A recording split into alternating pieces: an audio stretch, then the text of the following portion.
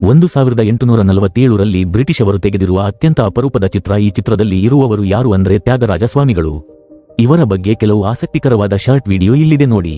ತ್ಯಾಗರಾಜ ಸ್ವಾಮಿ ಶ್ರೀರಾಮಚಂದ್ರನ ಪರಮ ಭಕ್ತರಲ್ಲಿ ಇವರು ಕೂಡ ಒಬ್ಬರು ಮತ್ತು ಕರ್ನಾಟಕ ಸಂಗೀತದ ದಿಗ್ಗಜರು. ತಮಿಳುನಾಡಿನ ತಿರುವಾರೂರಿನಲ್ಲಿ ಜನಿಸಿದ ತ್ಯಾಗರಾಜರು ಬಾಲ್ಯದಿಂದಲೇ ರಾಮನ ಭಜನೆ ಮತ್ತು ಸಂಗೀತದಲ್ಲಿ ಮಗುಚಿಕೊಂಡಿದ್ದರು. ಅವರ ಕನಸು ಏನೆಂದರೆ ಶ್ರೀರಾಮನ ಸಾನ್ನಿಧ್ಯವನ್ನು ಪಡೆಯುವುದು. ಒಮ್ಮೆ ಅವರ ಸಹೋದರರು ರಾಜನಿಗೆ ಭೇಟಿ ಕೊಟ್ಟು ಐಶ್ವರ್ಯವನ್ನು ಸ್ವೀಕರಿಸುವಂತೆ ತ್ಯಾಗರಾಜರನ್ನು ಕೇಳಿದರು.